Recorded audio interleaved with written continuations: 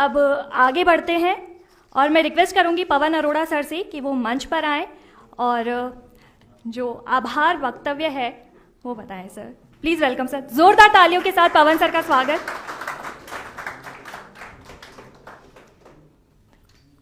Good evening VC sir, Mahipal ji, Pradeep ji, Ramesh, आप सब लोग बहुत विज्ञ लोग सब यहाँ बैठे हैं और जो बच्चे हैं और जिस तरह की जिज्ञासा आप प्रदर्शित कर रहे हैं, तो मैं समझता हूँ सबसे पहले तो ये क्लोजिंग सेरेमनी है, तो ये जो जनपक्ष की कार्यशाला थी ये अपने आप में पूरी तरह सफल है। सेकेंड डे क्लोजिंग टाइम तक भी इतना इंटरेस्ट और इतना रुझान और इतनी एनर्जी सब में है, तो ये अपने आप में इस बात का संकेत है कि पूरे 2 दिन आप लोगों ने बहुत ही अच्छे से इसको निभाया। प्रदीप जी ने आई ओपनर बातें कही और वास्तव में ये नोटबुक नहीं जानते थे, लेकिन उसके साथ ये भी अच्छा लगा कि शिव ने कंट्रास्ट भी पेश किया और बच्चों ने भी बिना ये सोचे समझे कि सीनियर हैं, वरिष्ठ हैं, अपने मन की बात, मन के प्रश्न जो होना चाहिए, जो इसका मकसद भी था, उसको रखा। अब ये जो एआई चल रहा है, तो मैं इस चीज़ को ये मन में सोच रहा हूँ कि ये सारा जो डिस्कशन है वो मोजो और एआई पे ही केंद्रित है या हमने सामान्य पत्रकारिता की बात भी की है। जैसे प्रदीप जी की कंपनी का नाम है 360, तो 360 डिग्री जब आप चारों तरफ घुमा के देखेंगे तो आपको लगेगा कि हर, जैसे कहते हैं ना कण कण में भगवान है कहते हैं, ऐसे ही हर जगह पे खबर पड़ी हुई है। जहां आप निगाह उठा के देखेंगे वहीं आपको एक खबर मिलेगी। अब डिपेंड ये करता है कि आपकी रुचि किस में है, आप क्या सोचते हैं, किससे ज़्यादा कनेक्ट करते हैं, किससे ज़्यादा अपने आप को रिलेट करते हैं। हो सकता है किसी को, जैसा रिसर्च बेस्ड खबरों की बातें हो रही थी, कोई बहुत ही रिसर्च करने का मूड हो सकता है किसी को नए आविष्कार और नई कहानियाँ और ये जो सैटेलाइट और चंद्रयान 3 और इन चीज़ों में अच्छा लगता हो सकता है किसी को रक्षा और रक्षा उपकरण उनके बारे में अच्छा लगता हो सकता है किसी को इलेक्ट्रॉनिक्स में जो आधुनिक चीज़ें आ रही हैं उसका अच्छा लगता हो सकता है किसी को सोशल इश्यूज़ में ज़्यादा इंटरेस्ट हो। अभी जेनजी वर्ड बहुत यूज़ होने लग गया, आप और हम ही तो हैं जेनजी, चलो मुझे बाहर कर दो कोई बात नहीं लेकिन यहाँ जितने ज़्यादातर लोग बच्चे बैठे हैं ये सब जेनजी हैं, तो जेनजी हम ही हैं। अल्फ़ा भी हमारे से जुड़े हुए लोग हैं, कोई दूसरे एलियंस नहीं है। आई मीन टू से अल्फ़ा जेनजी एलियंस नहीं है, वो हमारे बीच के ही लोग हैं, उगते हुए बच्चे हैं, बड़े होते हुए बच्चे हैं। तो वो क्या सोचते हैं, उनकी क्या प्रॉब्लम्स हैं, उनकी क्या तकलीफ़ें हैं, उनके क्या चैलेंजेस हैं, उनकी क्या एस्पिरेशंस हैं, उनकी क्या इच्छाएं हैं। फ़र्क है इच्छाएं और एस्पिरेशंस में भी, वो कहाँ पहुँचना चाहते हैं, क्या करना चाहते हैं। इसी तरह से हो सकता है किसी को सोशल इश्यूज़ में रुचि हो। एक ज़माना था राजा राम मोहन राय का नाम लेते थे, अब नाम सुनने बंद हो गए ऐसे कि उन्होंने सामाजिक कुरीतियाँ दूर करनी चाहिए, ये किया, नाता प्रथा, दूसरी प्रथा, जो फीमेल फिटिसाइड है वो है, और 100 तरह की ग्रामीण क्षेत्रों में समस्याएं, कोई नाता प्रथा है, कोई दूसरी प्रथा है, कोई मृत्यु भोज होते थे, वो होते थे, तो किसी का उसमें रुचि हो सकती है, किसी और की विकास के कामों में रुचि हो सकती है, कैसे विकास आए। लेकिन इस सब में मैं एक चीज़ ज़रूर देखता हूँ कि ये जिस वजह से आप यहाँ बैठे हो, इसके लिए दिल में एक आग चाहिए। बिना दिल में आग के ये काम हो नहीं सकता। लोग 2 या 3 वजहों से किसी नई चीज़ को अपनाते हैं, जुड़ते हैं, या अपने जीवन यापन का साधन समझते हैं, या अपना करियर मानते हैं। या तो उनको पैसा अट्रैक्ट करता है, रेम्युनरेशन अट्रैक्ट करता है कि इसमें मुझे बहुत पैसा मिलने वाला है। तो मेरे ख्याल से पत्रकारिता में पैसा बिल्कुल नहीं है, जब तक आप सीधे सीधे चलते रहें बिल्कुल नहीं है। दूसरा होता है name and fame. Name and fame एक हद तक ज़रूरी होता है, आगे बढ़ने का मोटिवेशन होता है, लेकिन उसमें भी मैं ये 3 श्रेणियां कहता हूँ अक्सर कि एक होता है खुश होना, अपनी उपलब्धियों पे आप खुश हो सकते हैं, कोई दिक्कत नहीं है। कई बार लोग उसको गलत समझ जाते हैं, लेकिन आप अपनी उपलब्धियों पे खुश हो सकते हैं। दूसरा होता है गर्व करना, थोड़ा और अच्छी उपलब्धि हो, क्वालिटेटिव हो, तो आप उस पर गर्व भी कर सकते हैं। एक फिर उसकी जो आखिरी स्टेज आती है वो है अहंकार करना। तो खुश होना, गर्व करना, अहंकार, तो नेम एंड फेम अहंकार जैसा नहीं, लेकिन गर्व करने जैसा तो होना चाहिए, वो आपको मोटिवेट करता है। तो नेम एंड फेम एक चीज़ हो सकती है।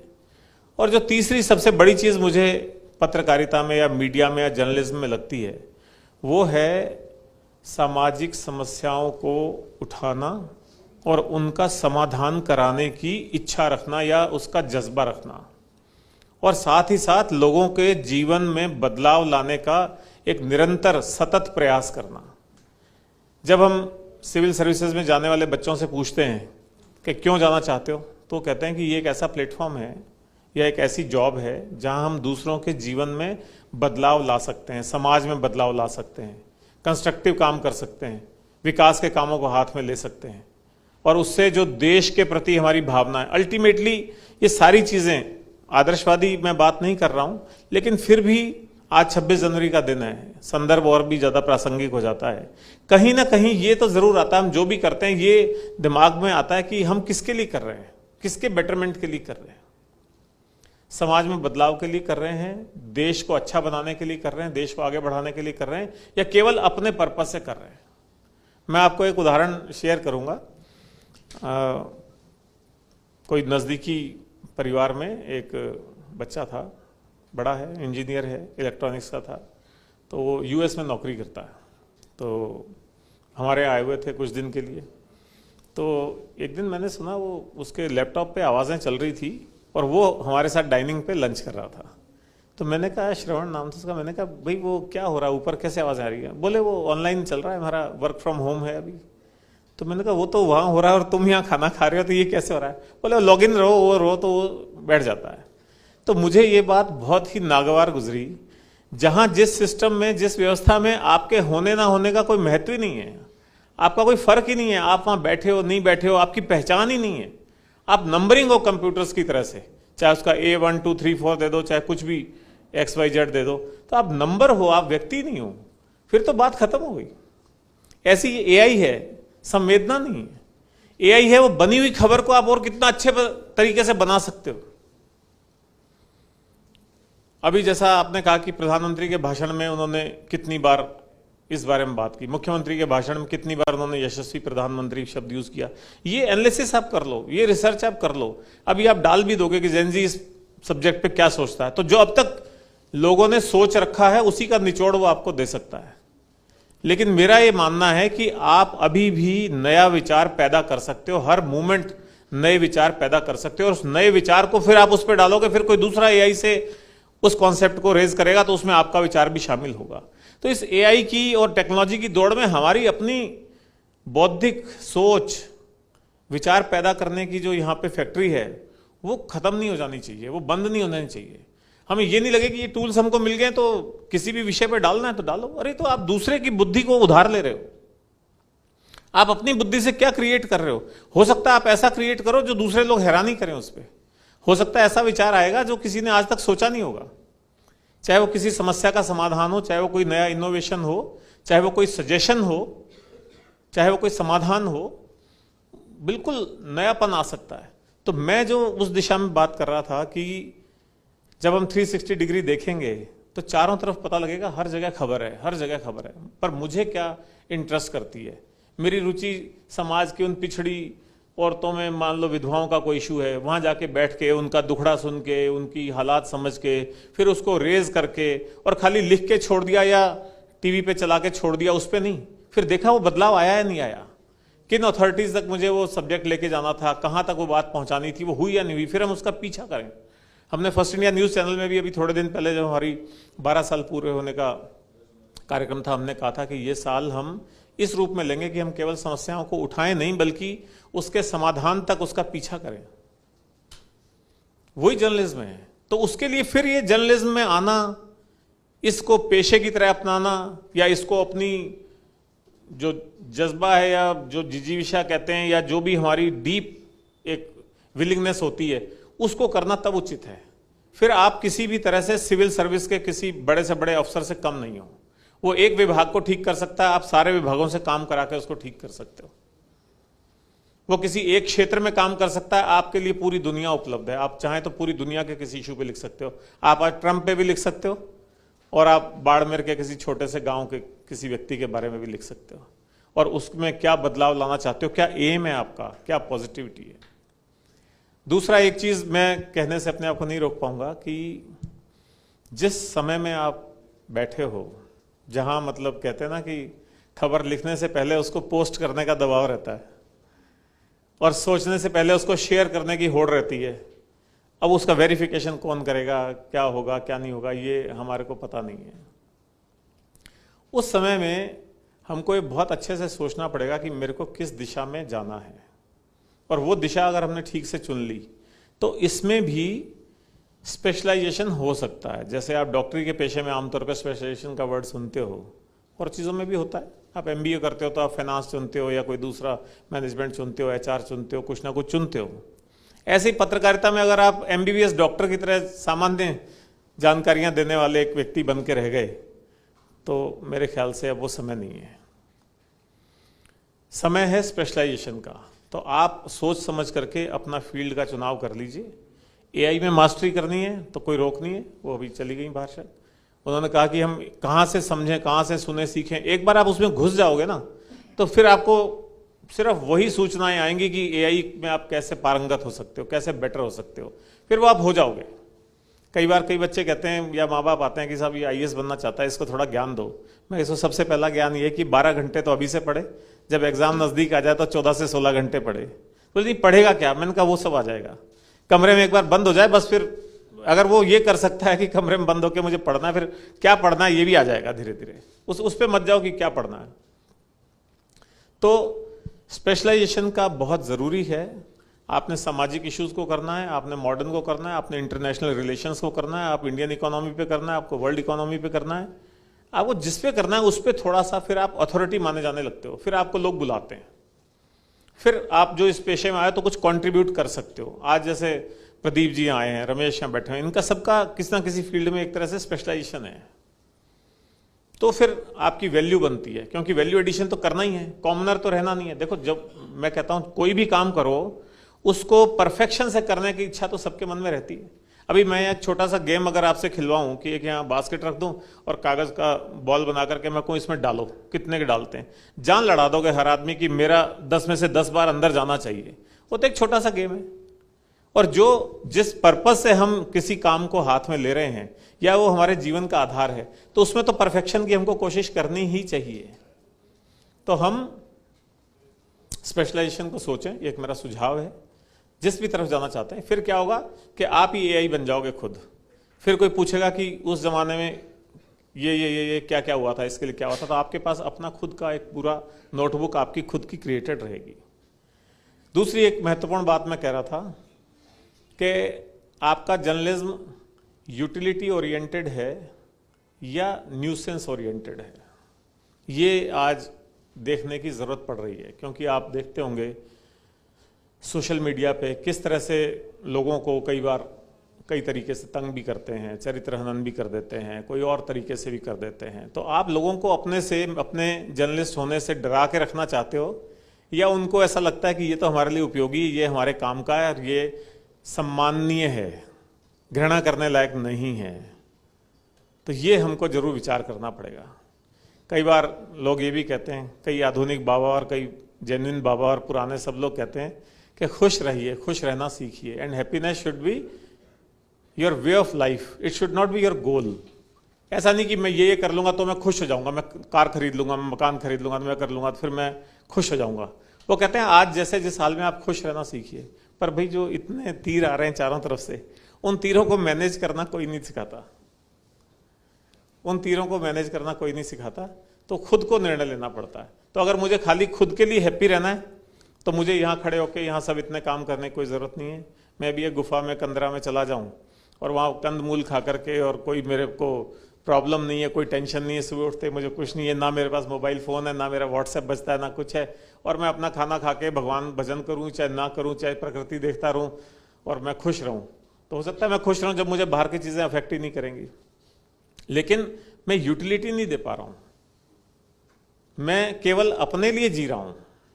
अपने आप को खुश रखना मकसद नहीं हो सकता, इस पे सोचना पड़ेगा। विचार भिन्न हो सकते हैं, लेकिन ये खुद को खुश रख के जिंदा रहना ये कोई मकसद नहीं हो सकता। उस खुशी को, उसको स्प्रेड करना पड़ेगा, यूटिलिटी होनी चाहिए आपकी लाइफ में, तब आपका जीवन सार्थक है। ये मेरी सोच है व्यक्तिगत। आपका जीवन तभी सार्थक है जब आप दूसरों के लिए उपयोगी होते हैं। खुद को खुश रख के या जिंदगी निकाल लेना कोई उपयोगी नहीं होता।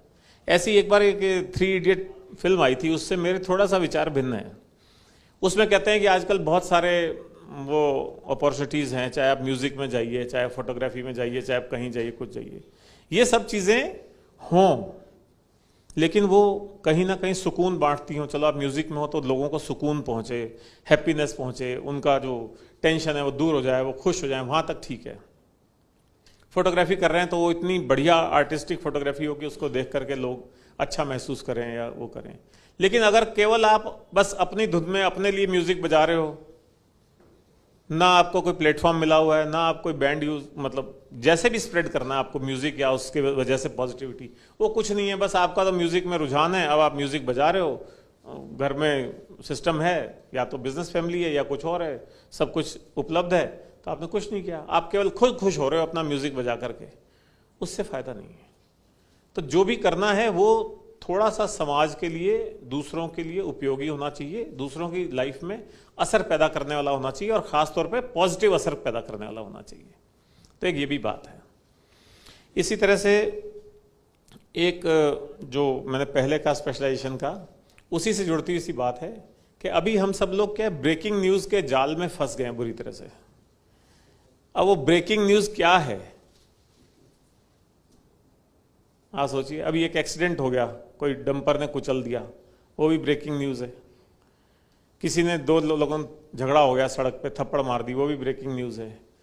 प्रधानमंत्री ने नोटबंदी की घोषणा कर दी, वो उस लेवल की भी एक ब्रेकिंग न्यूज़ है। ट्रंप ने अभी कोई टैरिफ पे कुछ कह दिया, वो भी एक ब्रेकिंग न्यूज़ है। बघेरा या चीता आ गया घरों में, वो भी एक ब्रेकिंग न्यूज़ है। तो क्या है, घटनाओं को खबर में तब्दील कर देना ये एक न्यूज़ है, लेकिन इसके ये उसका एक मात्र मतलब एक पार्ट है।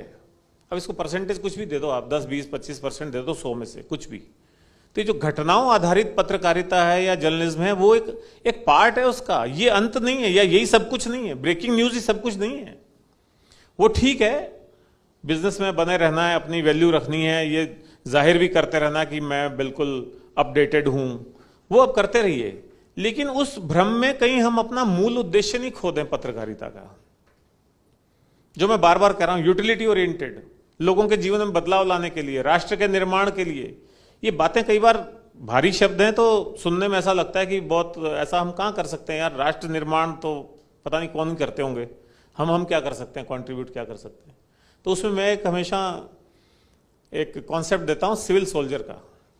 अभी आपको सोल्जर वर्ड बोलते हैं, आज 26 जनवरी पे फिर ये बात और ज़्यादा प्रासंगिक है। सोल्जर बोलते ही क्या दिमाग में आता है कि सीमा पे मुस्तैद एक जवान जो बिल्कुल कड़क वर्दी में है, चाहे कैसा ही खड़ा हो। कई बार आप सोचते भी होंगे तो भीग जाता है, तो बर्फ में आ जाता है, इसकी कितनी वर्दियां होती होंगी, फिर भी वर्दी में दिखता है आपको। हमारी तरह उसके पास साधन नहीं है, फिर भी वो इतने शानदार ढंग से अपने आप को कैरी करता है। उसकी टोपी कभी टेढ़ी नहीं मिलेगी, उसे कभी वर्दी पे दाग धब्बे नहीं मिलेंगे, बिल्कुल मुस्तैद जवान, फिटनेस में अप टू डेट और अपनी ड्यूटी के प्रति पाबंद। अगर 8 घंटे की ड्यूटी है, 12 घंटे की या 24 घंटे की ड्यूटी है, वो मौजूद मिलेगा। और सबसे बड़ी बात, ये हम सबको पूरा भरोसा है, विश्वास है कि उसके मन में देश प्रेम का जज्बा है, इसलिए वो वहां सीमा पे खड़ा हुआ है और हम उसका आदर करते हैं। जब जीवन काल में भी वो चला जाता है, शहीद हो जाता है, तब भी, और उसके परिवार के प्रति भी एक आदर का भाव रहता है। तो हम जहां हैं, जिस भी रोल में हैं, जिस भी भूमिका में हैं, उसको अगर हम ईमानदारी से करें, वो सोल्जर जैसे करता है, अनुशासन में करता है, समय की पाबंदी से करता है, देश प्रेम की भावना से करता है, कमिटमेंट से करता है, डेडिकेशन से करता है, छोटी मोटी बाधाओं से डरता नहीं है, और अपनी जान को भी दांव पे लगा देता है देश के लिए। तो यार वो तो जान को दांव लगा देता, हम थोड़ा सा टाइम भी कभी दांव पे नहीं लगाते। मैं माफ करना, इस हॉल में बैठे हुए कितने लोग ऐसे होंगे, अभी बाहर अगर हम जाएं और एक एक्सीडेंट हो जाए और दिख रहा है एक आदमी खून लगा हुआ और वो तड़प रहा है, थोड़ा यूं हो रहा है, कितने लोग रुक के उसको हॉस्पिटल तक पहुंचाने की कोशिश करेंगे?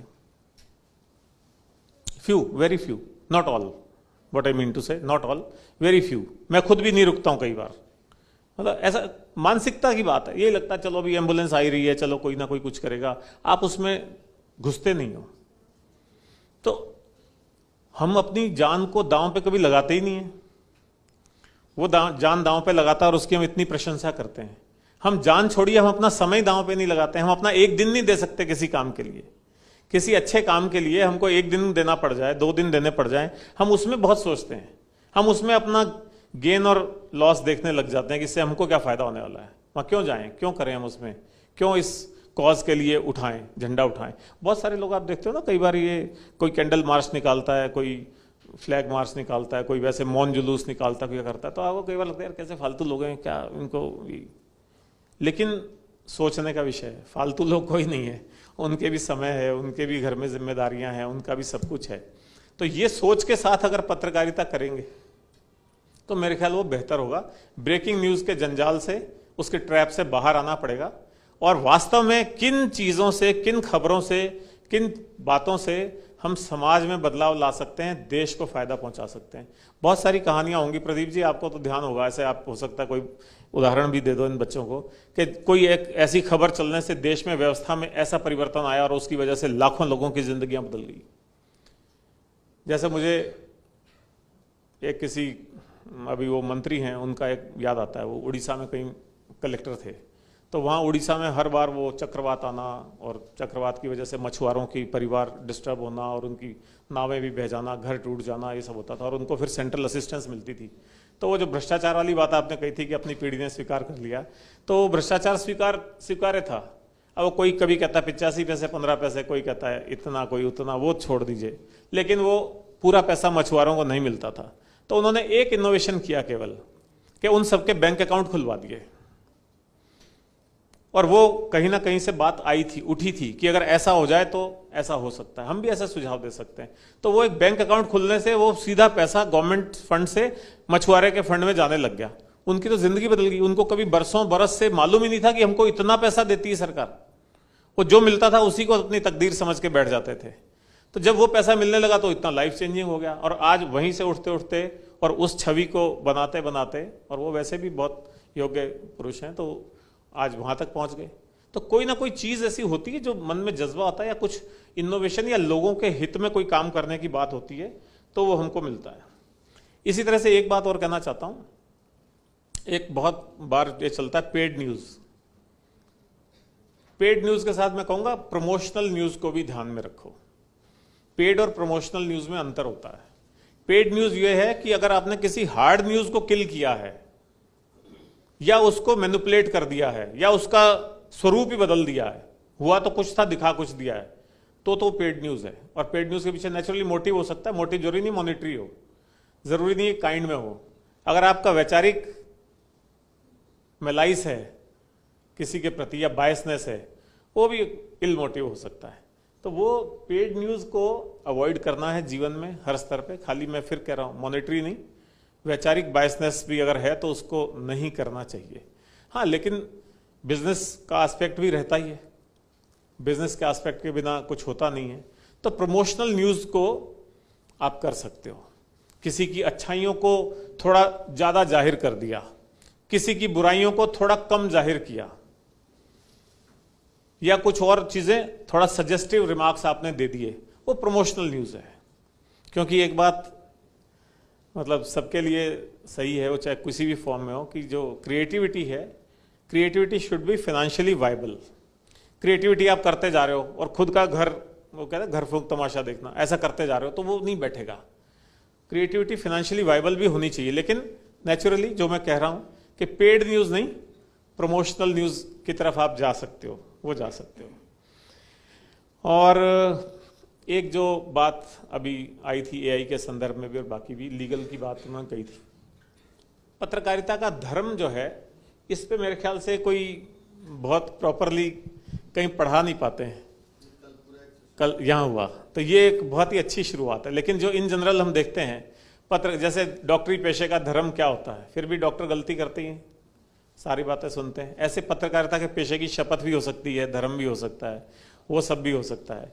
उसको देखते देखते हमको ये ध्यान रखना चाहिए कि कोई हम ऐसी चीज़ें ना करें जो हमको लीगल कॉम्प्लिकेशंस में डाल दें। उसमें बहुत सारी चीज़ें हो सकती हैं, बहुत तो कुछ तो हमको कानून का भी ज्ञान होना चाहिए। पत्रकारिता के काम में थोड़ा बहुत कानून का ज्ञान निरंतर होते रहना बहुत ज़रूरी रहता है। कोई भी सुप्रीम कोर्ट का अच्छा जजमेंट आए, हाई कोर्ट का अच्छा जजमेंट आए, उसको पढ़ने का टाइम हमको निकालना चाहिए। नहीं तो उसमें मदद ले सकते हो, आपकी इस जजमेंट की खास बातें क्या है।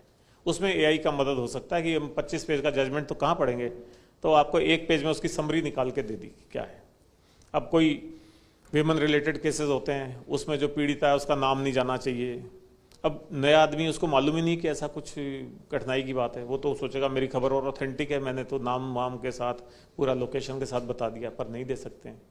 ऐसे ही न्यायपालिका के बारे में टिप्पणियां करना कई बार आपके लिए हानिकारक हो सकता है, और करनी क्यों है, उसी बात को आप दूसरे अंदाज में भी कह सकते हो।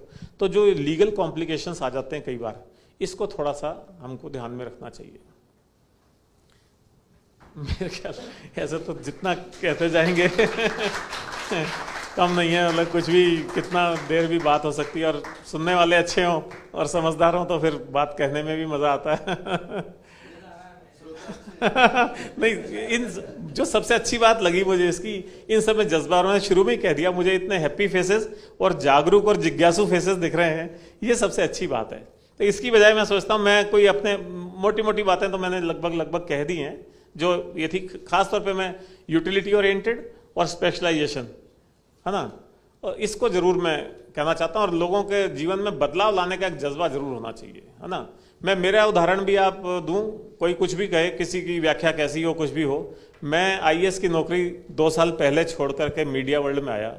हालांकि मैं कोई ऐसे खांटी पत्रकार की हैसियत से काम नहीं कर रहा हूँ, दखल करता हूँ खबरों में, उसकी खबरों की वैल्यू एडिशन कैसे हो सकती है उस पर ध्यान देता हूँ, और संस्थान को कैसे और अच्छे से चला सकते हैं, कैसे हमारे पत्रकारों को और अच्छा एनवायरनमेंट मिल सकता है, और कैसे और चीज़ें अच्छी हो सकती हैं, उस पर मैं ज़्यादा फोकस करता हूँ। लेकिन खबरों की समझ, चूंकि सरकारी नौकरी में आप मीडिया के टच में रहते हैं, जैसे कहते हैं 4th पिलर है, वो भी कार्यपालिका भी 2य पिलर है ना, 2nd है, 3rd कह लीजिए, कोई फर्क नहीं पड़ता। तो वही चारों पिलर में ही आपस में घूम रहे हैं, तो वो ध्यान है कि खबर कैसी होनी चाहिए, क्या होना चाहिए।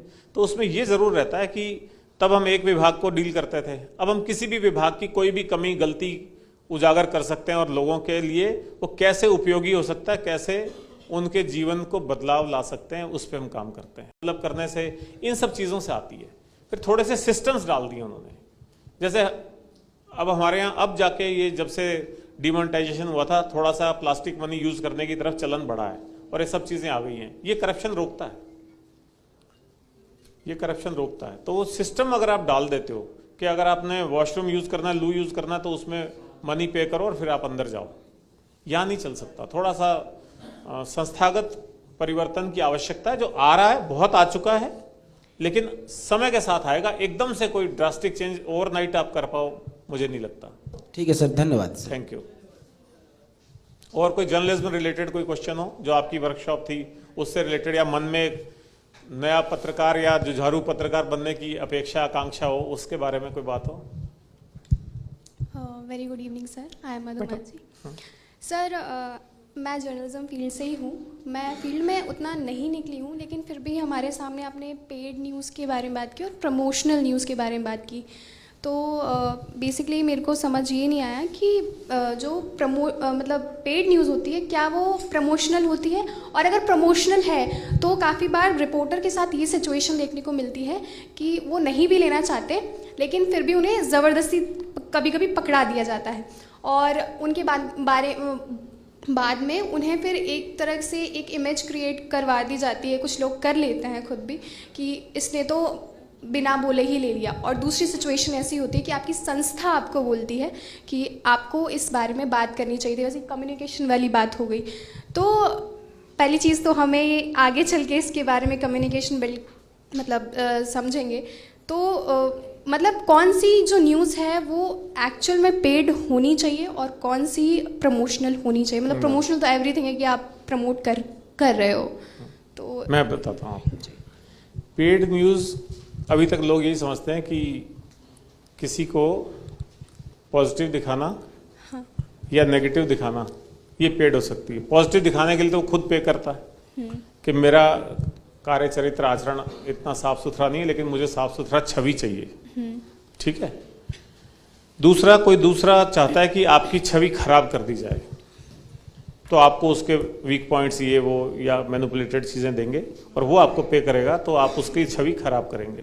तो दो तो ये सीधे सीधे हो गए पेड न्यूज़ के, ठीक है।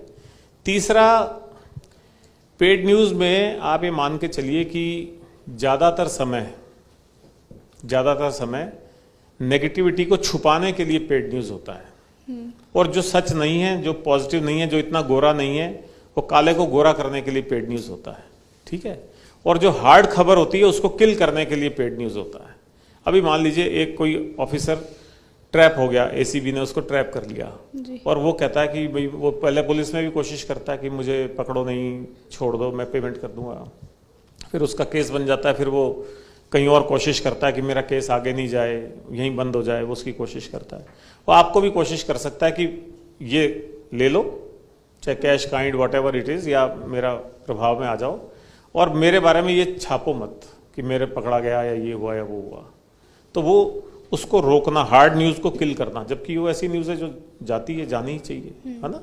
तो कोई भी ऐसा हो, या किसी और ने कोई और रॉन्गफुली गेन ले लिया है, उसको रोकने के लिए कुछ होता है, तो पेड न्यूज़ है। प्रमोशनल ये है कि आप मानिए एक बिल्डर है ना, और वो अपना एक बिल्डिंग बना रहा है, बहुत बड़ी, खूब अच्छा प्रोजेक्ट बन रहा है, 500-700 फ्लैट बन रहे हैं उसमें। अब प्रमोशनल न्यूज़ ये हो सकती है कि आप लोगों को न्यूज़ के माध्यम से भी बता सकते हो, जैसे एडवर्टोरियल होता है। Promotional news means kind of advertorial. उसमें क्या होता है कि आप उस प्रोजेक्ट की अच्छाइयाँ जाहिर करते हो कि ये पहला ऐसा प्रोजेक्ट है जिसमें ग्रीन बिल्डिंग के नॉर्म्स पूरे हो रहे हैं, ये पहला ऐसा प्रोजेक्ट है जिसमें सिविक एमिनिटीज़ पे ज़्यादा ध्यान दिया जा रहा है, ये पहला ऐसा प्रोजेक्ट है जिसमें ग्राउंड कवरेज मिनिमम है, ओपन एरियाज ज़्यादा हैं, ये पहला ऐसा प्रोजेक्ट है जिसमें बच्चों के लिए, वृद्धों के लिए, इसके लिए ये किया गया, ये पहला ऐसा प्रोजेक्ट है जिसमें हीटेड स्विमिंग पूल है, ये ऐसा प्रोजेक्ट है जिसमें ये मंदिर या ये वो इस तरह का वेलनेस का थीम रखा गया, वेलनेस है, ये पहला ऐसा प्रोजेक्ट है जिसमें बच्चों के लिए ये पूरा गार्डन, खेल कूद, ये योगा का दिया है, ये दिया है। ये प्रमोशनल हो गया। ओके। और जो तंग करके उसको पेड न्यूज़ में कन्वर्ट करना चाहता होगा, उसका पहले ध्यान जाएगा कि इसने नक्शा पास कराया था, उससे हाइट इसकी ज़्यादा तो नहीं जा रही है, इसका जो बिल्डिंग कंस्ट्रक्शन मटेरियल है वो सड़क पे तो नहीं पड़ा हुआ है, इसने सेटबैक में कोई वायलेशन तो नहीं किया है, इसने वो जो सोसाइटी बनानी थी, रेजिडेंट वेलफेयर सोसाइटी, वो बनाई तो नहीं है, उसको फंड ट्रांसफ़र तो नहीं किया है, इसने कोई कैश में पैसा ले लिया है और चेक में कम ले लिया है।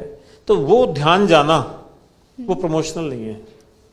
प्रमोशनल ये कि आप किसी का अच्छा दिखाओगे, और हो सकता है, मैं इसको फिर कहता हूं, मैं उसको बुरा नहीं मानता, अगर आपने उसी प्रोजेक्ट को हाईलाइट किया, और आपके हाईलाइट होने की वजह से, क्योंकि आपकी एक विश्वसनीयता है जी। आप में से बहुत सारे यूट्यूबर्स, मैं आज ही नाम से भी कह सकता हूं, अशोक शेरा आप सब लोग जानते हो, ये ताज़ा नाम इसलिए मैं कह रहा हूं क्योंकि मैं 2 दिन पहले बाड़मेर जाके आया हूं। मैंने देखा उसकी कोई भी रील जो है ना, मतलब 100s के नीचे है नहीं, आमतौर पे 255 के, 500 के, 1 मिलियन के, 1 मिलियन समथिंग लाइक दैट। तो मैंने आज उसका देखा, फिर मैंने आज उसको टोका भी सही। एक 8-9 हज़ार रुपये का कोई मोबाइल फ़ोन है, वो उसका प्रमोशनल वीडियो कर रहा था, और उसका भी मजे की बात है, उसकी जो शेयरिंग थी वो 355K थी। मैंने आज सुबह देखा, फिर दिन में मेरी उससे बात हुई, तो मैंने कहा यार तुम्हें तो जो प्रोडक्ट बेचने की प्रमोशन है वो भी 355 के जा रही है, इसका क्या चक्कर है, इसका कभी देखना पड़ेगा। फिर न्यूज़ जाए तो ठीक है। अब एक मोबाइल, वो ये कह रहा है उसमें कि ये मोबाइल इस तरह से काम करता है, ऐसे करता है, इसकी स्क्रीन भी बड़ी अच्छी है, फलाना है, ये वो, और उसको 355 के लोग देख रहे हैं। तो प्रमोशनल न्यूज़ है जी। मुझे नहीं पता किस ढंग से क्या हुआ होगा, लेकिन प्रमोशनल तो प्रमोशनल ही होता है। और फिर वही कि creativity should be financially viable. Apple का फोन हम सब यूज करते हैं, ये कैसे, मतलब विज्ञापन का पहला उद्देश्य मैं आपको बताना चाह रहा हूं, कैसे प्रमोशनल और पेड न्यूज कैसे हमारी लाइफ में आ जाती है।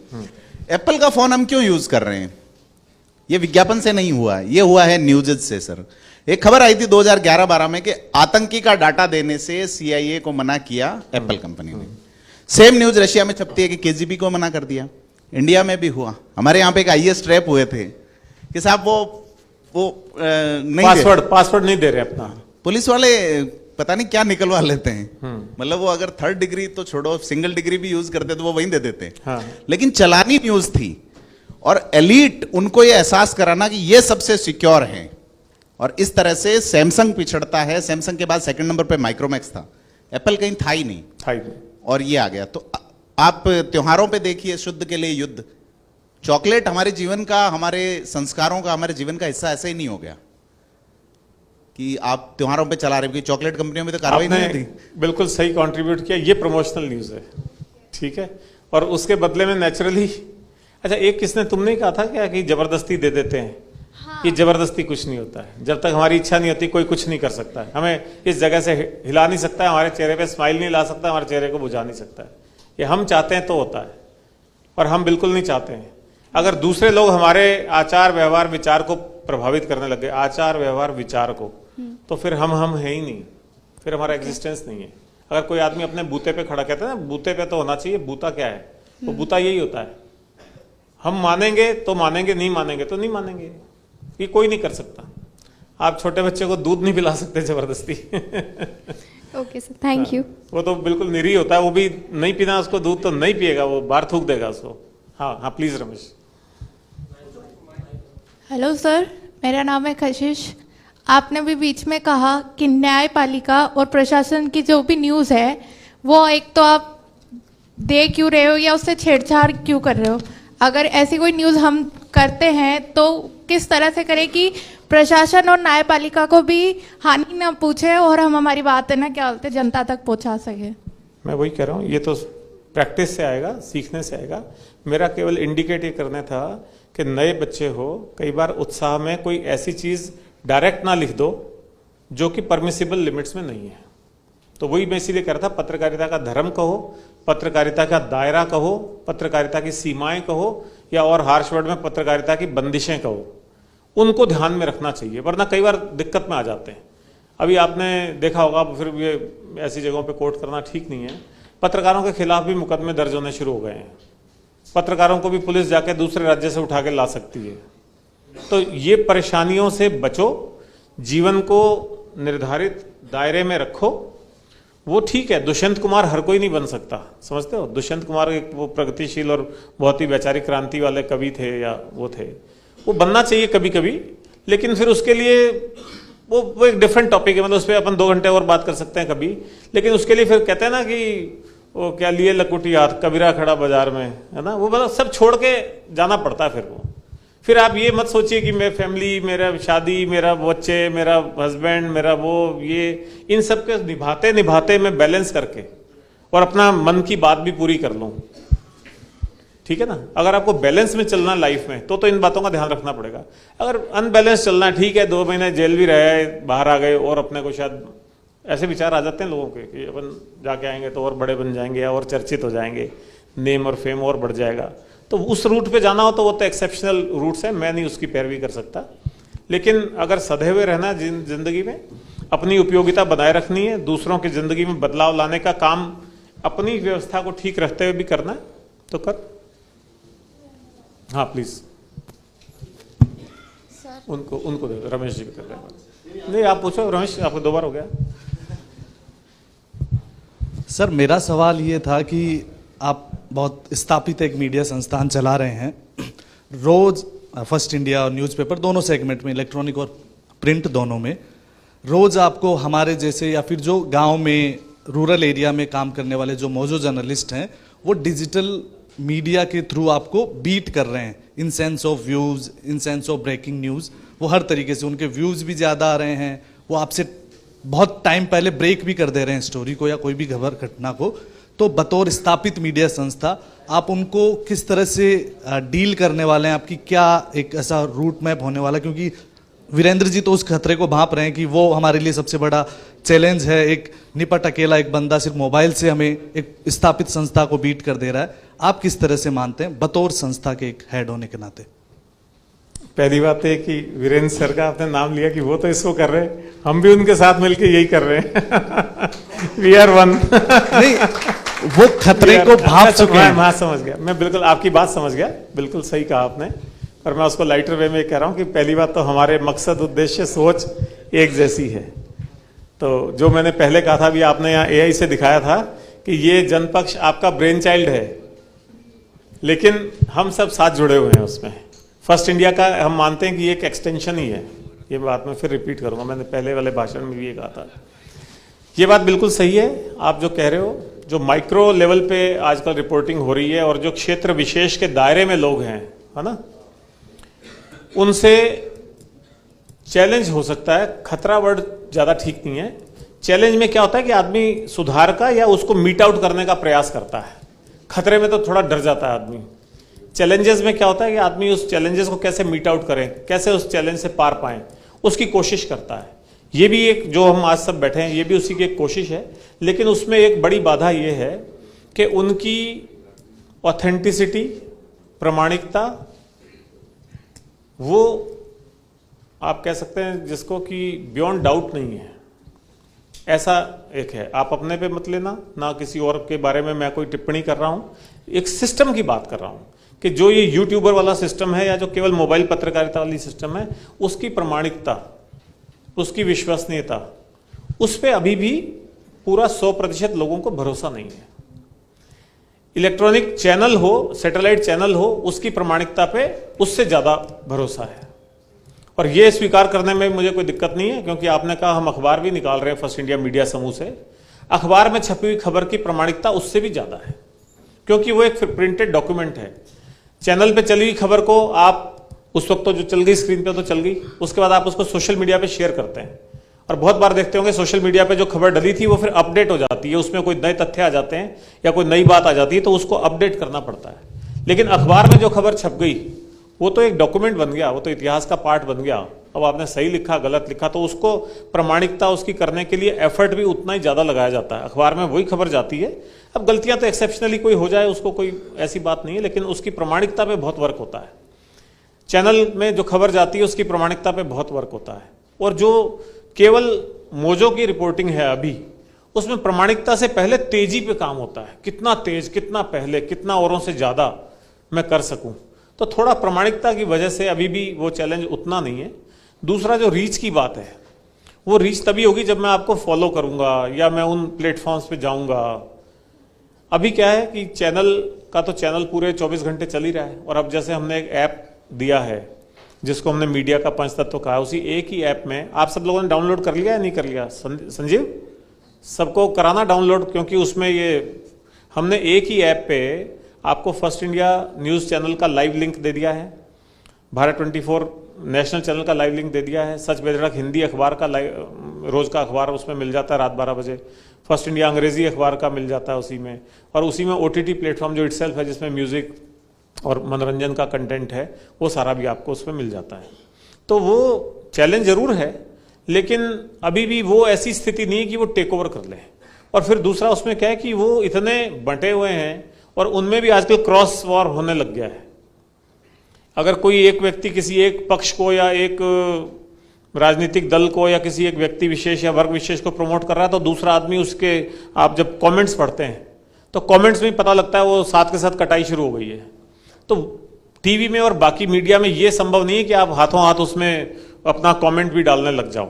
और वो कमेंट जो होता है वही फिर वो पेड न्यूज़ और प्रमोशनल न्यूज़ से प्रभावित कमेंट्स उसमें बहुत आते हैं, और छद्म नामों से भी बहुत आते हैं।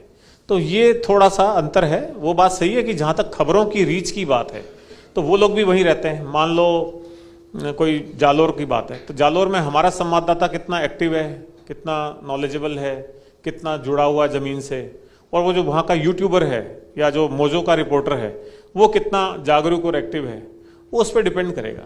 तो अभी भी with all due respect to everyone, मैं ये कहता हूँ कि जो प्रामाणिकता और विश्वसनीयता है, तेजी तो इसमें भी चाहिए तेजी, लेकिन वो तेजी किन के साथ कंपटीशन है? वो 5-7 चैनल आपस में तेजी का कंपटीशन करते रहते हैं। एक चैनल में चल जाती है, दूसरा चैनल 10 सेकंड बाद, 15 सेकंड बाद उसी की कॉपी करके अपनी चला देता है। कई बार आपने सुना होगा, धर्मेंद्र की डेथ की खबर थी, किसी एक नेशनल चैनल ने चलाई, उसमें सबने समझा भाई ये तो बड़ा प्रामाणिक चैनल है, उसको तो करो, सबने कॉपी कर दी। और वो कॉपी केवल चैनल्स ने नहीं करी, यूट्यूबर्स ने भी कर दी वो देख करके। और वो फिर सारे गलत साबित हुए और प्रताड़ना मिली उनके परिवार से कि भाई वो तो पैदल चल के घर जा रहे हैं, आप कैसे डेथ दिखा रहे हो। तो भागा दौड़ी में ये तेजी परोसने में गलती हो जाती है।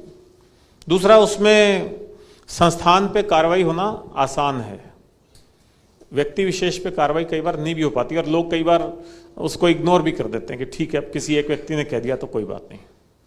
चैनल कहे तो वो थोड़ा सा उसका असर ज़्यादा होता है कंपैरेटिवली अभी भी। लेकिन जो आप इंडिकेट करना चाह रहे हो वो अपनी जगह सत्यता है, उनका बहुत तेज़ी से रुझान और कंट्रीब्यूशन बढ़ रहा है, न्यूज़ वर्ल्ड में बहुत बढ़ रहा है।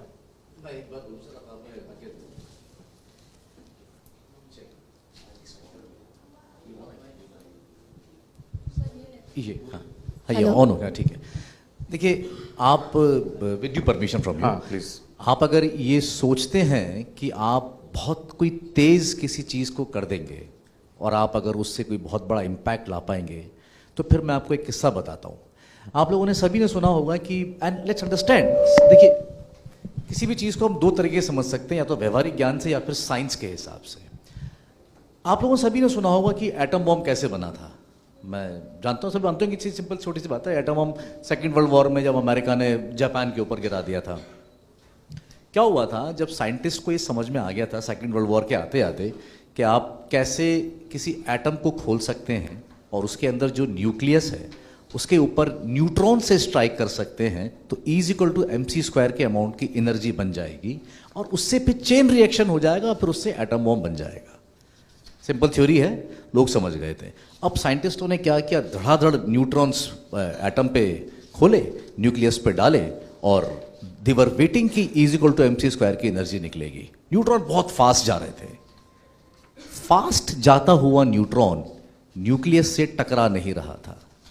बात को ध्यान से सुनना, फास्ट जाता हुआ न्यूट्रॉन न्यूक्लियस से स्ट्राइक नहीं कर रहा था, दाएं बाएं होकर निकल जा रहा था। साइंटिस्ट को समझ में आ गया, उन्होंने न्यूट्रॉन की स्पीड को कम किया, उन्होंने हैवी वाटर का इस्तेमाल किया और धीमा चलता हुआ न्यूट्रॉन न्यूक्लियस से स्ट्राइक हुआ, E=mc² की एनर्जी निकली, बाकी के और न्यूट्रॉन्स निकले और उनसे चेन रिएक्शन हो गया और एटम बॉम्ब बन गया। तो आप अगर ये सोचते हैं कि बहुत तेज कर लेंगे, इम्पैक्ट डाल पाएंगे, तो ये बहुत बड़ी गलतफहमी है। इम्पैक्ट तो आपको धीरे धीरे कर कर ही डालना पड़ेगा, तेजी से नहीं आएगा वो इम्पैक्ट। Thank you. और कोई प्रश्न? एनीबॉडी?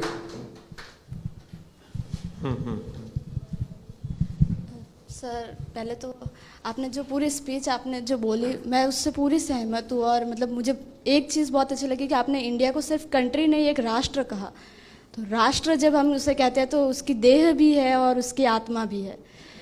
लेकिन सर जब है ना लॉर्ड मैकाले जो ब्रिटिश इतिहासकार कवि थे, हमारे भारत में आए और उन्होंने कहा अगर लगभग 1 दशक तक भी भारत में घूमा जाए ना, तो यहाँ की शिक्षा व्यवस्था, आस्था इतनी मजबूत, इतनी दृढ़ है जिसे कोई हिला नहीं सकता। हाँ, एक तरीका है उसे हिलाने का, अगर उन्हें कोई कमतर महसूस कराए, कि उन्हें कम महसूस कराए कि आपके पास जो ज्ञान है, नॉलेज है वो है, लेकिन उतना काफ़ी नहीं है। सर जैसे कि बहुत सारी ये ऐप्स है ऑनलाइन, AI, लेकिन सर ये जानकारी दे सकती है, समझदारी तो नहीं ही दे सकती है। और जो सबसे फास्ट है वो है हमारा दिमाग, उससे फास्ट कोई चल नहीं सकता। क्योंकि सर अब आप सर बहुत सारे लोग इस चीज़ को भले छुपाने की कोशिश करें, दबाने की कोशिश करें, लेकिन जो न्यूज़ है, जो मीडिया है, वो असंवेदनशील बन रहा है। और जैसे कि मैंने कल एक रील देखी सर, जिसमें चंद्रयान जो था, चंद्रयान 3, उससे पहले PSLV-C2 और ये जो चंद्रयान 2 था सर, इसमें जो काम करने वाले इसरो के जो लोग होते हैं, उनके ऊपर पूरे इंडिया ने सवाल उठा दिए कि ये असफल कैसे हुए 2019 में। जब सर इसरो में काम करने वाले इंसान भले ही वैज्ञानिक है, लेकिन वो है तो इंसान, वो कोई सुपर हीरो तो नहीं है। लेकिन सर जब हम किसी नेता पर, अभिनेता पर जब सर सवाल उठाते हैं, तो वो फाइल्स को बंद कर दिया जाता है, छिपा दिया जाता है। और सर एक बात मैं कहना चाहूँगी, जो मेरा सवाल है सर, जो लड़कियां होती है, गर्ल्स होती है मोस्टली, जो न्यूज़ चैनल में आना चाहती है, वहाँ पर सर उनके बॉडी शेपिंग को पहले देखा जाता है रेदर देन उनके नॉलेज को। सर मैं ये बात इसीलिए कह रही हूँ कि पुणे में जो एक स्नेहा नाम की लड़की थी, वो न्यूज़ रिपोर्टिंग करती थी और किसी रिवर के ऊपर न्यूज़ रिपोर्टिंग करी थी, और उस वक्त कोई भड़के और उन्होंने उसकी गर्दन पर इतना मतलब घाव किया कि वो ख़राब हो गई, और वो फिर जहाँ काम करती थी उन्होंने उसे नहीं लिया जस्ट बिकॉज कि उनके वो हो गया। तो मतलब जहाँ एक और हम कहते हैं कि इंडिया में न्यूज़ चैनल नंबर 1 है, वहाँ ही आज जर्नलिज्म को भी मारा जा रहा है और जर्नलिस्ट को भी मारा जा रहा है। और जहाँ हम लोग, जैसे कि मैं मेरी बात करूँ, जो एकल है जर्नलिस्ट, एक अकेला काम कर रहा है, उसके पास कोई पावर नहीं है, ना बड़ा न्यूज़ चैनल ना बड़ा नाम, उनके लिए कितना बड़ा खतरा होता है। अगर हम कितने भी चीज़ें डिटेल्स से सब रख के भी अगर करें ना, तो भी सर हमारे ऊपर ऐसे आते ही है सवाल, डीएम में वगैरह मैसेज आते ही है जिसमें हमें भी ब्लैकमेल किया जाता है। बड़े बड़े एंकर्स की बेटियों को भी आते हैं। तो यहाँ तो सर आप इसमें क्या कहना चाहोगे? देखो, तुम्हारे मन में जो उद्वेग है ना, उद्वेग तुम जाहिर करना चाह रही थी, तो तुम्हारा असली रुझान है पत्रकारिता में। एक तो ये इतनी लंबी बात कहने से ये साबित होता है। दूसरा, जो तुमने शुरू में पहली बात कही कि बॉडी शेमिंग है ना, उसको थोड़ा ध्यान से सुनना और लार्जर पर्सपेक्टिव में लेना। हर जॉब की, हर भूमिका की, हर काम की अलग अलग रिक्वायरमेंट होती है। अगर आप एंकर बनना चाहते हो, उस पे तो मैं बोल ही नहीं पाया अभी आपको कि आपको बनना क्या था यहाँ पे जो आप आए हो। आपके पास इतने ढेरों ऑप्शन है। मीडिया में जुड़ के कंट्रीब्यूट करने के लिए भी आप एंकर भी हो सकते हो, आप रिपोर्टर भी हो सकते हो, आप वीडियो एडिटर भी हो सकते हो, आप डेस्क पे खबरों को बहुत अच्छे ढंग से प्रेजेंट करने के लिए क्या स्क्रिप्ट लिखनी है वो भी कर सकते हो, आप पीसीआर में बैठ के वो भी कर सकते हो। मैं भी पीसीआर में बैठा था, जहां आप ये देख सकते हो कि एक साथ 4 कैमरे शूट कर रहे हैं, किस वक्त किसका एडिट करके लगाना है, किसका रिएक्शन अच्छा आ रहा है। कोई बात कही और किसी का, आपने देखा होगा, वो चाहे उसका कॉमर्शियल यूज करते हो, किसी का आंसू टपक गया, तो उस वक्त अगर आपने वो आंसू टपकते हुए का कैप्चर नहीं किया उसी के बीच में, तो महत्वहीन हो गया आपका। काय का पीसीआर, काय के 4 कैमरे क्यों लगा रखे थे? फिर तो एक कैमरा ही लगा लेते, फिर क्या इशू था? तो हर काम के लिए, हर चीज़ के लिए आपकी इतनी विविधता है, उसके लिए अलग अलग तरह की रिक्वायरमेंट होती है, उसको उसी रूप में समझना चाहिए, नंबर 1। और हम समझते भी हैं। आपने केवल इस फील्ड में अपने आप को थोड़ा, हो सकता है कोई ऐसा एक्सपीरियंस रहा हो आपकी लाइफ में या कोई बात हुई हो, उससे जुड़ा। अगर आपको मैं कहूँ कि एयर होस्टेस बनने के लिए, तो आप सब स्वीकार भी करते हो कि हाँ एयर होस्टेस ऐसी होनी चाहिए। मुझे माफ़ करना, मैं कंपनी का नाम भी ले रहा हूँ। लोग बात करते हैं कि एयर इंडिया में तो एयर होस्टेस कुछ भी कमेंट कर देते हैं, और आपको जेट होता था एक ज़माने में, या दूसरा होता था, है ना, वो चले गए यहाँ से, तो उसमें एयर होस्टेस बड़ी सलीकेदार होते हैं और ये होते हैं। तो हर जगह की अलग रिक्वायरमेंट है। इसी तरह से एक मुझे ये कहने में भी गुरेज नहीं है, भले ही कितना कहते, क्योंकि तुम्हारा क्वेश्चन जो है ना महिला सेंट्रिक है, फीमेल से रिलेटेड तुमने कहा, जो हम महिलाएं होती हैं, लड़कियां होती हैं, हमारे को दिक्कत आती है। मैं इंडिविजुअली इसको थोड़ा सा फर्क करके देखता हूँ। विचार है, मेरा व्यक्तिगत विचार है, हो सकता है उस पर आप डिबेट कर लें, हो सकता है आप में से बहुत लोगों को, खासतौर पर लड़कियों को सही ना लगे। लेकिन जब ये कहते हैं ना कि महिला और पुरुष बराबरी में हो गए हैं, अब क्यों है, कंधे से कंधा मिला के चलती है, और इन जुमलों को सुन के हम बड़े खुश होते हैं। लेकिन मुझे बिल्कुल अच्छा नहीं लगता जब मैं देखता हूँ एक ट्रैफिक कांस्टेबल महिला, जो अभी अपनी मतलब प्रेगनेंसी के बाद बच्चे, उसका 3 महीने का बच्चा घर में कोई और महिला संभाल रही है, और वो उस हालात में आपको पता लग जाता है, और वो वहाँ सड़क में धूल मिट्टी उसमें खड़ी होकर के अपनी ड्यूटी कर रही है। वो उसके लिए नहीं बनी है। वो आदमी कम पड़ गए हैं क्या जो आपको महिला पुलिस कांस्टेबल वहाँ ट्रैफिक के चौराहे पे लगाने पड़ रहा है? नो। इसी तरह थाने में आपको नहीं, लेकिन महिलाओं की तो रुचि है, वो तो पुलिस में आना चाहती हैं, वो भी पुलिस करेंगी, पुलिस वो भी करेंगी। आदमियों का थोड़ी ठेका है, करो पुलिस। आप इन्वेस्टिगेशन में लगाओ उनको, आप दफ्तर में बैठ के उनकी एफआईआर दर्ज करने में कराओ। पीड़ित आता है, महिला आती है, थकी हुई आती है, परेशान आती है, या कोई विक्टिम आती है, उसको एक सहारा चाहिए होता है, उसको एक सहानुभूति चाहिए होती है, उसको वो पूरी बात बिना डर के, भय के बोल सके, इसके लिए भी एक उसको सांत्वना चाहिए होती है। वो दे वो महिला वहां बैठ करके।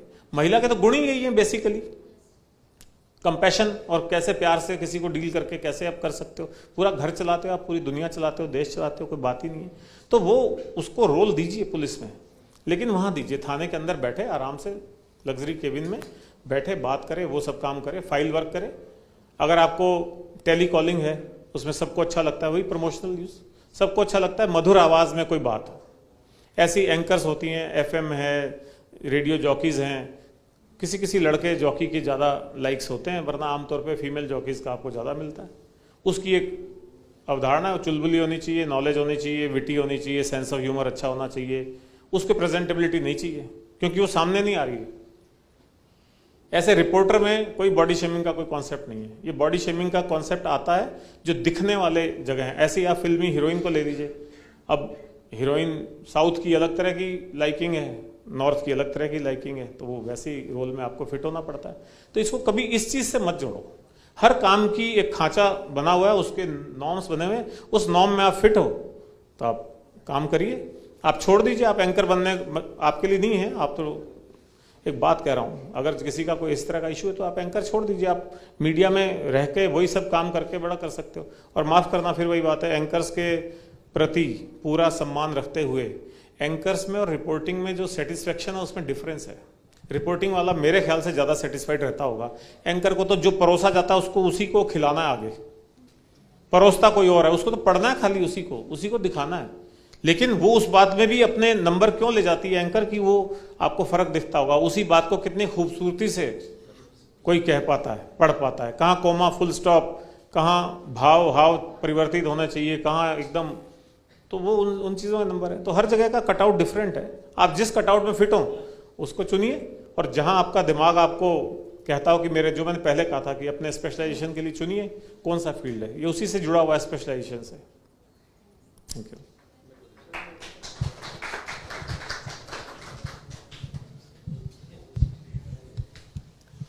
सर मेरा नाम सुभाष सैनी है, मैं चोमू का रहने वाला हूँ। सर आपने एक बात बोली है कि पत्रकारियों में पैसे नहीं है। मैंने अभी लाइव कॉन्सेप्ट में नीचे गया था, लेकिन आपके पास में 30-40 बंदे लगे हुए हैं, फिर पैसे कहाँ से आते हैं उनके पास में? बैठो। एक चीज़ और देखिए मैंने सर, जैसे मैंने फर्स्ट इंडिया में जुड़ गया, 1 साल बाद में मैं 4 व्हीलर निकला लिया, गाड़ी निकला ली, तो लोग बोलते हैं किसी गरीब को मार कर आया होगा। सही है। ये क्यों बोला जाता है सर? तो उनको तुम्हें बताना पड़ेगा, या उनको दिखता नहीं होगा कि तुम और किस तरीके से पैसा कमाते हो। तो सर आपने बोला है कि, मैं बताता हूँ, जो तुमने बोला उसको तो मैं खुलासा करूंगा। हाँ, क्या होता है कि पत्रकारिता में इंडिविजुअल पत्रकार के लिए पैसे नहीं है। पहला तो मैंने ये कहा था, मैं तुम्हारे व्यक्ति सेंट्रिक बात कर रहा था, संस्थान सेंट्रिक बात नहीं कर रहा था। तुम व्यक्तिगत रूप से जो तनख्वाह पाते हो किसी भी उसमें, इसमें तो खैर नए बच्चे नौकरी में नहीं होंगे कई तो, लेकिन एक बड़े, मैं जब नौकरी में था, मैं आपका रियल इंस्टांस शेयर करता हूँ। मैं एक संस्थान में था, चलो नाम लिए बिना ही बात करता हूँ। बड़ा महत्वपूर्ण संस्थान था, बड़ी महत्वपूर्ण खबरें होती थी। एक बहुत बड़े अखबार का जो बीट रिपोर्टर था वो मेरे पास रोज आता था। हम उसको इतनी तवज्जो करते थे क्योंकि उसका गुण था, वो हम जो बात कहना चाहते थे और जिसको प्रमोट करना चाहते थे, खासतौर पर कमर्शियल ऑर्गेनाइजेशन था, मान लीजिए हाउसिंग बोर्ड ही था, चलिए, तो अगर हम उसकी ब्रांड बिल्डिंग नहीं करेंगे तो लोग क्यों खरीदेंगे हाउसिंग बोर्ड का मकान? तो हम उसको प्रमोट करना चाहते थे। हम जो अपना प्रेस नोट बनाते थे उसमें खुद ही हेडिंग, सब हेडिंग, स्ट्रैप, स्लैग, ये सब हम खुद ही लिख देते थे, ताकि पत्रकार को या जो उस संस्थान में डेस्क पे बैठा उसको ये समझने में दिक्कत नहीं आए कि इसमें से क्या चीज़ हाईलाइट करनी है। हमने अगर एक नोट पूरे पेज का बना के भेज दिया तो उसको मालूम ही नहीं चलेगा क्या चीज़ उठानी किसको है, हाईलाइट किसको करना है। तो हम वो करते थे। तो मैंने एक दिन, अच्छा, हम उसको बड़े इज्जत से डील करते थे क्योंकि उसका गुण था, वो बहुत अच्छी खबर लिखता था रोज़। तो मैंने पूछा, भाई तुमको क्या पैसे मिलते हैं, कैसे घूमते हो? तो उसने क्या कहा मुझे कि मुझे केवल 12,500 रुपये मिलते हैं। ये 3-4 साल पुरानी बात है, और बड़े अखबार का वो था। तो 12,500 रुपये मिलते हैं, तो यार तुम तो गांव में रहते हो, वहाँ से यहाँ आते हो, जाते हो, वो करते हो। तो बोले साहब इतना ही है। तो फिर चलता कैसे? बोले साहब पैशन से चलता है, बस मेरे पैशन है कि मेरे को पत्रकारिता करनी है इसलिए मैं करता हूँ। फिर मेरा प्रमोशन होगा जब मेरे पैसे बढ़ जाएंगे। और वो लड़का शरीफ था, मतलब दाएं बाएं वाला नहीं था। देखो वही जो मैं आपको इंडिकेट कर रहा था, ज़्यादा साफ शब्दों में नहीं बोल पाऊंगा, लेकिन उसका दाएं बाएं नहीं था, जिस वजह से लोगों ने तुम पे शक किया कि गाड़ी कैसे खरीद लिया, किसी को मार के लाया होगा। तो वो एक अलग बात है। तो मेरा कहने का तात्पर्य था कि उसमें पैसे नहीं है, लेकिन जो सबसे बड़ा सोर्स है किसी मीडिया संस्थान के लिए, वही जो मैं कह रहा था कि कमर्शियली वायबल होना चाहिए, वो है विज्ञापन, या वो है प्रमोशनल न्यूज़, एडिटोरियल या प्रमोशनल न्यूज़ का दूसरा जो सांसारिक रूप है वो विज्ञापन है। वो कहता है मेरे को तो आपसे बात नहीं करनी, मेरे को तो आपकी व्यूअरशिप अच्छी है, आपकी फैन फॉलोइंग अच्छी है, आपकी प्रसार संख्या अच्छी है, तो मैं तो अपना विज्ञापन यहाँ दूंगा, मेरे तो इसी से काम चल जाएगा। तो संस्थान तो विज्ञापनों से ही चलते हैं।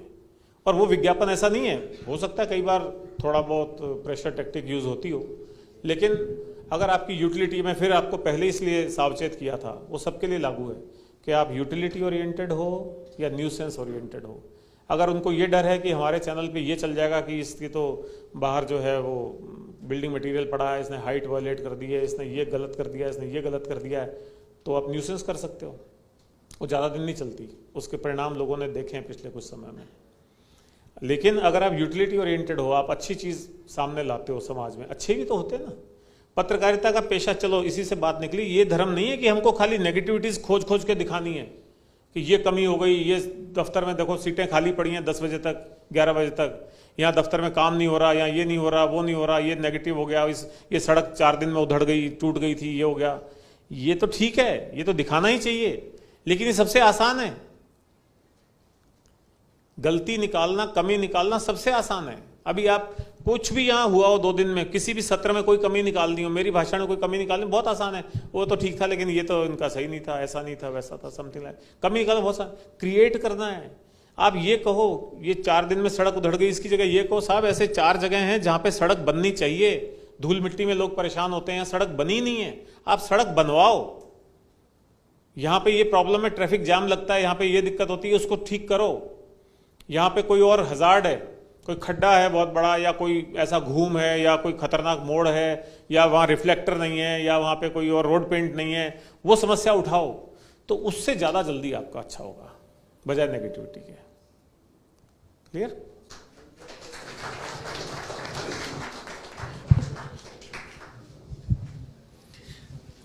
सर मैं सवाई माधोपुर से हूँ। बैठो आराम से। मैं प्रशासन की बात करूंगा, और आपने एक बात कही कि अधिकतर पत्रकारों पर भी मुकदमे दर्ज हो जाते हैं। सही काम करते हुए भी अगर हो जाए तो, जैसे मान के चलो प्रशासन के साथ हम लोग बात कर रहे हैं, जैसे पानी की बात कर रहे हैं, रोड की बात कर लेते हैं, हम लोग बिजली की बात कर लेते हैं, ये आवश्यकता वाली चीज़ें, हमारी मूलभूत सुविधाएं जो कहीं ना कहीं जो प्रशासन बैठा उसकी जिम्मेदारी है। कहीं 6 महीने से पानी नहीं पहुंचा, अगर उसको लेकर भी अगर सवाल जवाब प्रशासन से किए जाए और उस पर भी अगर केस दर्ज होते हैं, तो फिर उस पत्रकारिता का मतलब ही क्या है? कहीं ना कहीं बात तो सही की जा रही है, और वहाँ जो अधिकारी बैठे हैं, जो प्रशासन बैठा वो उनके लिए, जनता के लिए बैठा हुआ है, तो ऐसे में क्या करे फिर पत्रकार? ऐसे में कम से कम प्रशासन के मामले में हायरार्की का एक सिस्टम है। अगर आपको तहसीलदार की शिकायत करनी है तो आप एसडीएम के पास जा सकते हो, एसडीएम की करनी है तो कलेक्टर के पास जा सकते हो, कलेक्टर की करनी है तो डिविजनल कमिश्नर के पास जा सकते हो, उसकी भी करनी है तो चीफ सेक्रेटरी के पास आ सकते हो, चीफ सेक्रेटरी भी नहीं माने तो मुख्यमंत्री या मंत्री से टाइम लेके उसको भी आप सेंसिटाइज कर सकते हो।